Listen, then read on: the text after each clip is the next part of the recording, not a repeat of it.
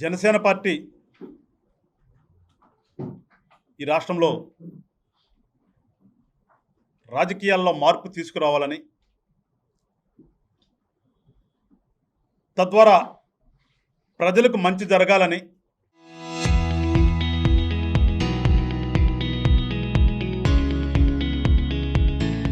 ప్రస్తుతం ఉన్నటువంటి ఈ రాజకీయ తీరును మార్చి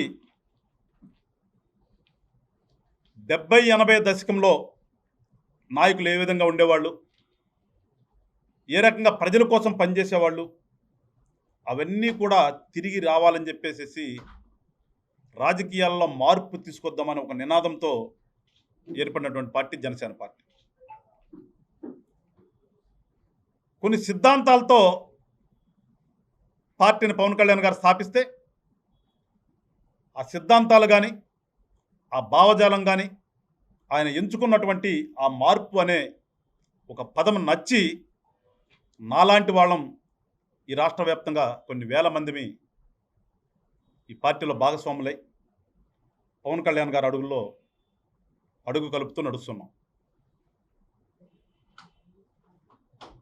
మాకు తెలిసింది, మాకు చేతనైంది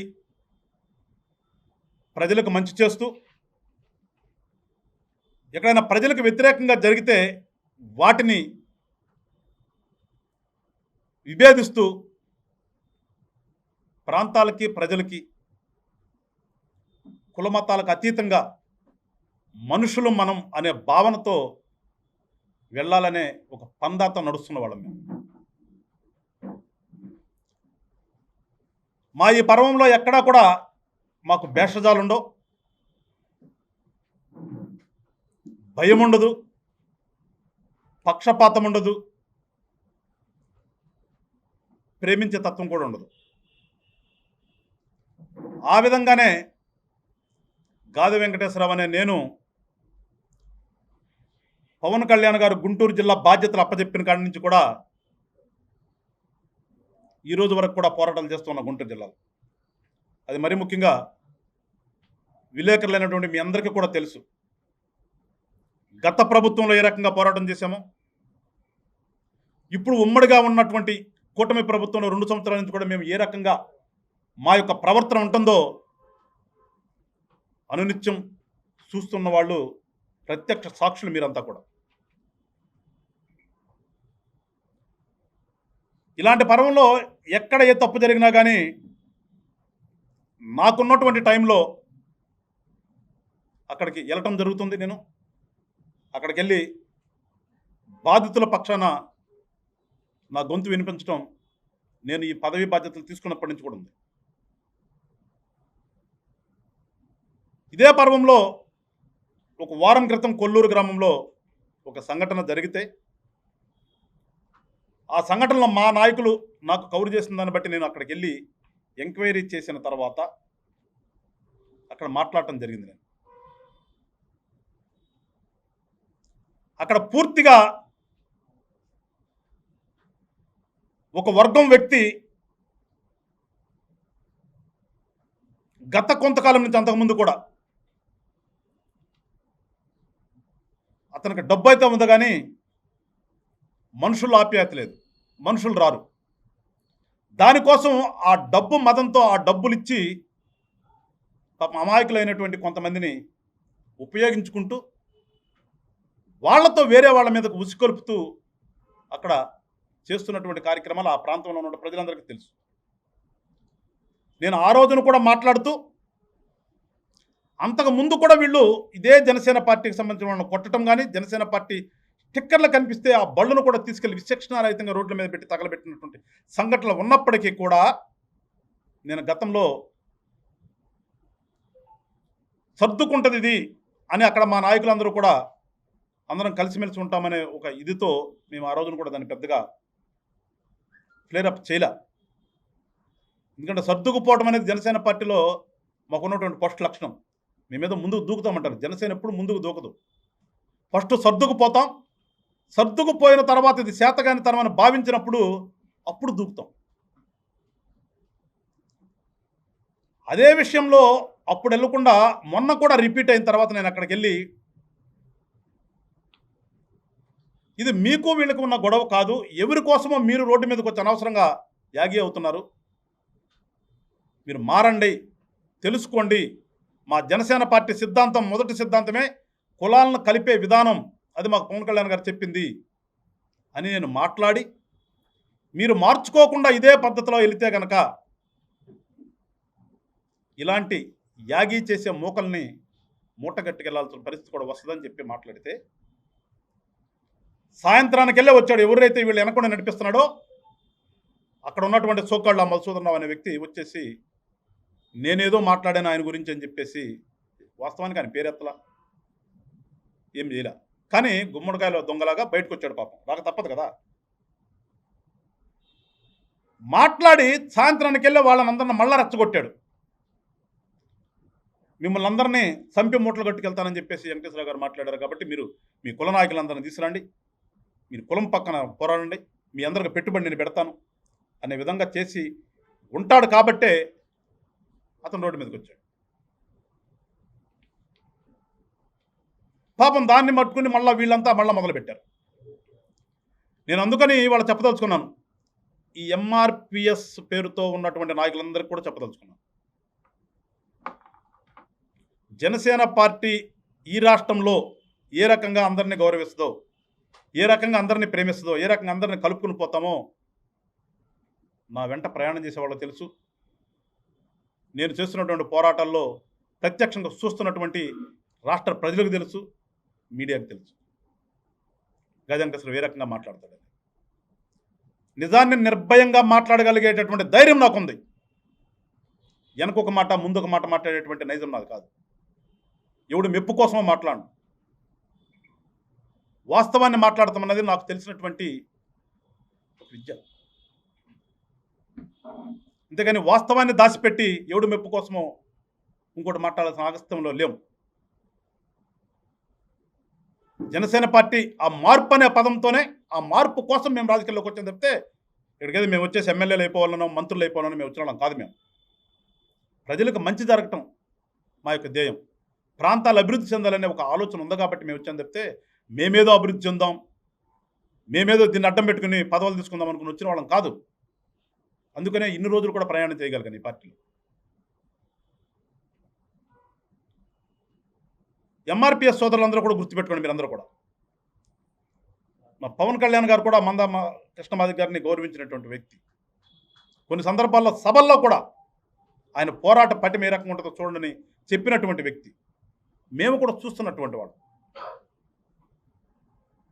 ఒక ఆశయం కోసం పెట్టినటువంటిది ఆ ఎంఆర్పిఎస్ అనేది. దయచేసి ఆ ఆశయాన్ని పక్కగా తీసుకెళ్ళి మీ స్వలాభాల కోసం, ఎవడు మెప్పు కోసమో చేసే వాళ్ళందరికీ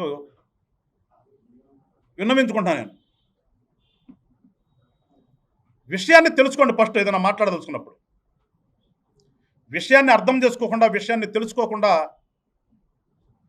కులాన్ని అడ్డం పెట్టుకుని ఎదుటి వాళ్ళ మీద ఏదో బురద జల్లుదామనే ప్రయత్నం చేస్తే బూమ్రాంగ్ అవుతుంది. ఎప్పుడు కూడా మేము అన్నమాట మీద నిలబడే వాళ్ళమే కానీ అన్నమాటని లేదు నేను అట్టాలని సమర్థించుకునేవాడిని కాదు. నేను అనేవాడిని ఒకసారి మాట్లాడానంటే ఆ మాట మీద స్టిక్ అని అవుతాను. ఎప్పుడు కూడా వెనక్కి తిరిగి కూడా చూడను. ఎందుకంటే నా మీద నాకు నమ్మకం ఎక్కువ. నా నోట్లో నుంచి వచ్చే పదం ఎప్పుడు కూడా వాస్తవంగానే ఉంటుంది. నిజాన్నే మాట్లాడతా. ఎట్టి పరిస్థితుల్లో కూడా అన్నటువంటి మాటని వెనక్కి తీసుకున్నానో లేదంటే తప్పు మాట్లాడానో అనే భావన నాలో ఉండదు. ఆ విధంగా నేను మాట్లాడిన కాబట్టే అంతగా ధైర్యంగా నిలబడగలుగుతాను. ఒకసారి నేను మాట్లాడినటువంటి ఆ కాంటెక్స్ట్ని వినండి. మీరు వినకుండా మీకు మీరు ఆపాదించుకుంటే అది మీ తప్పు అవుతుంది తప్పితే నా తప్పు ఎప్పుడు కాదు. ఎప్పుడు కులాలు మతాల ప్రస్తావన ఎత్తకుండా మేము ఇంతకాలం కూడా జిల్లా వ్యాప్తంగా తిరగగలిగాను. నాతో పాటు అన్ని కులాల వాళ్ళు నా కారులో తిరుగుతుంటారు. ఒక నాయకుడు అంటే అవతల గదిలో యువతల గదిలో కూర్చునే తత్వం ఉంటుంది. కానీ నా దగ్గర నా పక్కనే కూర్చున్నటువంటి తత్వం నాది. భోజనం చేస్తే నా పక్కనే కూర్చుని భోజనం చేస్తారు. హోటల్ రూమ్లో కూర్చుంటే నా పక్కనే కూర్చుంటారు తప్పితే వాళ్ళకు ఒక రూము నాకు ఒక రూము ఉన్నటువంటి వ్యక్తిని కాదు నేను. నేను అర్థం చేసుకుని మాట్లాడితే ఎవరికైనా బాగుంటుంది. అర్థం చేసుకోకుండా అర్థరహితంగా ఎప్పుడు మాట్లాడాను నేను. రౌడీలను ఎప్పుడు సమర్థించాను నేను. అక్రమాలు చేసేవాడిని ఎప్పుడు వెనకేసుకున్నాను. మిమ్మల్ని కూడా అదే కోరుతున్నా. ఎంఆర్పిఎస్ అనే సంస్థ యొక్క ఆశయం వేరు. ఇవాళ మీరు దాన్ని పెట్టుకుని మీరు నా మీద ఏదో మాట్లాడేశానని చెప్పేసి సోషల్ మీడియా వ్యాప్తంగా ఏదంటే నిన్న కొల్లూరులో ధర్నాలు కానీ చేసేటటువంటి వాళ్ళు అందరూ కూడా ఒకసారి విఘ్నత ప్రదర్శించండి. మీ విఘ్నతను ఆలోచించండి. ఒకసారి వినండి. నేను మాట్లాడింది అదేమి దాచుకున్నది కాదు కదా. ఇని దాంట్లో నేను ఏం మాట్లాడానో ఏంటి పొరపాటో మీరు మాట్లాడాలి తప్పితే ఎవరి మెప్పు కోసమో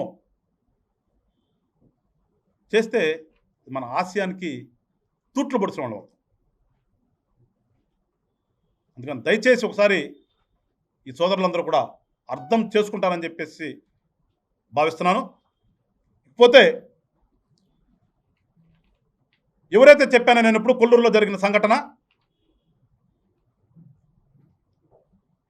ఇలాంటి దురదృష్టకరమైనటువంటి సంఘటన కానీ ఈ విధంగా కూడా కేసులు పెడతారా అనే విషయం కానీ నా న్యాయవాది వృత్తి 25 సంవత్సరాల్లో నేను ఎప్పుడు చూడను.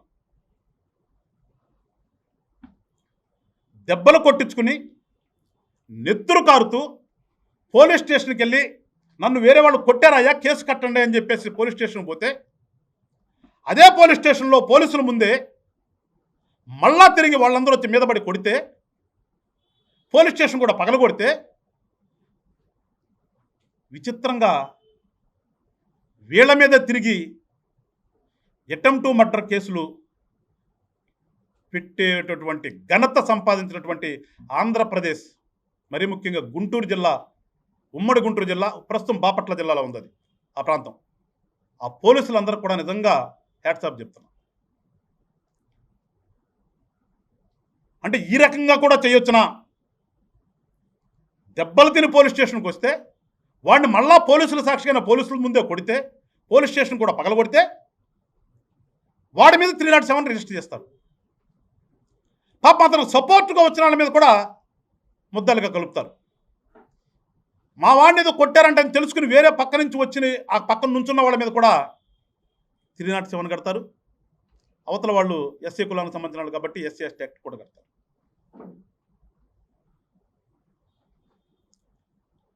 ఒక విచిత్రమైనటువంటి ఎప్పుడు చూడనటువంటి ఈ సంఘటన నిజంగా పోలీసు చరిత్రలో ఒక కల్కితొరలాగా మిగిలిపోతుంది.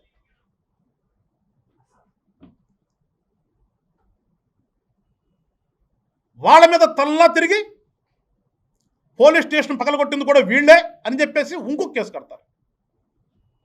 అంటే ఎంత విచిత్రమో చూడండి ఒకసారి. దెబ్బలు తిన్నవాడు పోలీస్ స్టేషన్కి పోతే ఒక కేసు ఏమైనా కొట్టినాడు మళ్ళా వచ్చి కొడితే 307 కింద అటెంప్ట్ టు మర్డర్ కిందను ఎస్సీ యాక్ట్ కట్టి ఒక కేసు కట్టి ఇంకొక కేసు పోలీస్ స్టేషన్ కూడా పగలగొట్టారు వీళ్ళు. దెబ్బలు తినొచ్చిన ఒక అనామకుడు పోలీస్ స్టేషన్ పగలగొట్టాడంట, పోలీస్ స్టేషన్లో ఉన్నటువంటి కానిస్టేబుల్ని కొట్టాడంట. దానికని చెప్పి ఇంకొక కేసు. పోలీసు చరిత్రలో నాకు తెలిసి ఎక్కడ జరుగుండదు ఇలాంటి సంఘటనలు. ఇంత ఘనత వహించినటువంటి ఈ బాపట్ల జిల్లా రేపల్లె ఎస్డిపిఓలో ఉన్నటువంటి డిఎస్పీ గారి దగ్గర నుంచి ఆ కింద స్థాయిలో ఉన్నటువంటి సిఐల వరకు కూడా నిజంగా అత్యున్నతమైనటువంటి పోలీసు స్థాయిలో ఉన్నటువంటి మెడల్స్ ఏమో ఆ మెడల్స్ ఇవ్వాలని చెప్పేసి నేను జనసేన పార్టీ నుంచి కోరుతున్నాను. ఎందుకంటే మళ్ళీ ఎప్పుడు జరగదు, ఇంకా ఇంత ముందు ఎప్పుడు జరిగి ఉండదు, ఇక్కడ కూడా జరగదు నాకు తెలిసి.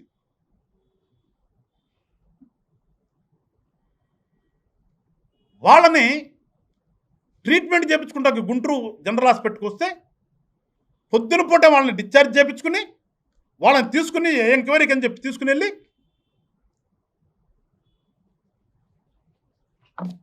22 నైట్ సంఘటన జరిగితే 23 ఉదయం నుంచి వాళ్ళ దగ్గర పెట్టుకుని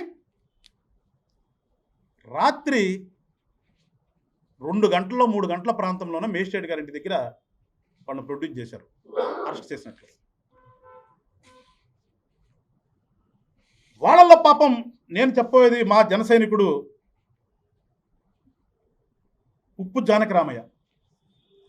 ఇతన్ని అకారణంగా కొల్లూరు తెలుగుదేశం పార్టీ లీడరు ఆయన అనుచరులతో కొట్టించి మళ్ళా పోలీస్ స్టేషన్కి వెళ్ళిన తర్వాత పోలీస్ స్టేషన్లో కూడా కొట్టి పోలీస్ స్టేషన్ పగలగొడితే అది తెలుసుకుని పాపం అక్కడికి వెళ్ళినటువంటి వాళ్ళ అక్క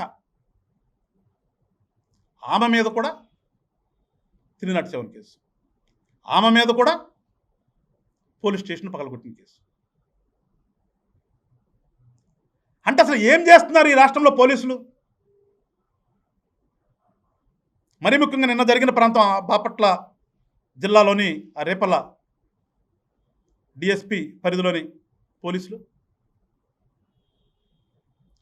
గతంలో మా పవన్ కళ్యాణ్ గారు పోలీస్ శాఖ గురించి మాట్లాడుతూ హోమ్ మినిస్టర్ గురించి ఏదో మాట్లాడారని ఆ రోజున తప్పుగా తీసుకెళ్లారు. ఇవాళ నేను అడుగుతున్న హోంమంత్రి గారు, ఒక్కసారి ఈ సంఘటన మీద మీరు రివ్యూ చేస్తారో చెయ్యరో అది మీకే వదిలేస్తాను. నేనైతే చెప్పదలుచుకున్నా, ఇలాంటి ఘటన గతంలో జరగలేదు, భవిష్యత్తులో కూడా జరగదు. అంత పెద్ద ఘనత వహించారు ఆ బాపట్ల జిల్లా పోలీసులు. మరి దాని మీద వాళ్ళకి రివార్డులు ఇప్పిస్తారో, రాష్ట్రపతి పథకాలు ఇప్పిస్తారో మీకే వదిలిపెడతాం.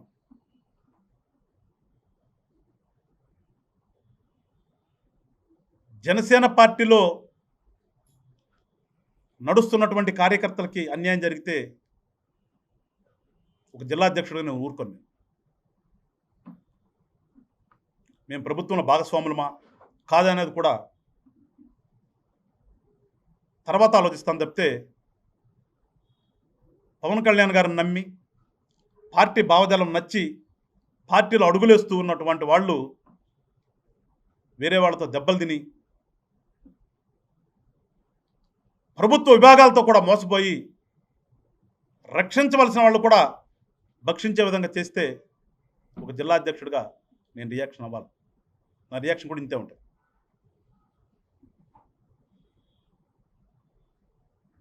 ఇవాళ కొజ్జా పాత్ర పోషిస్తున్నటువంటి కొంతమందికి చెప్తున్నాను, కూటమి ధర్మాన్ని జనసేన పార్టీ మేము 100కు 200% పాటిస్తున్నాం.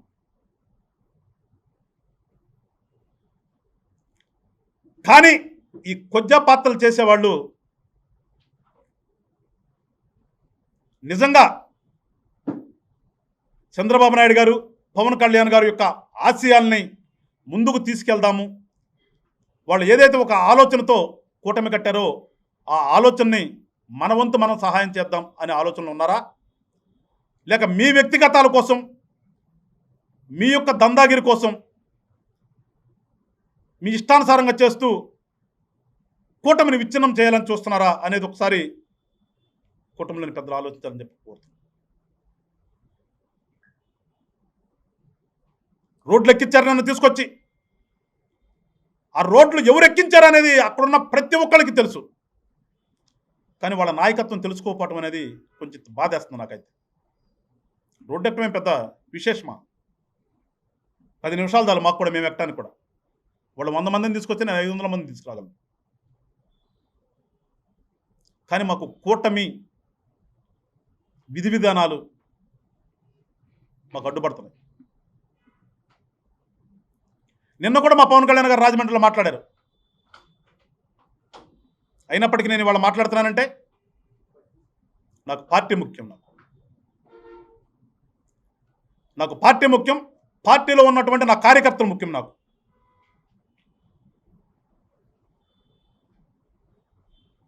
ఇప్పుడు కూడా మేము పవన్ కళ్యాణ్ గారు గీసిన గీతలను నడుస్తున్నాం అని చెప్పి మేము ఒళ్ళు అప్పగించడానికి మాత్రం సిద్ధంగా లేం.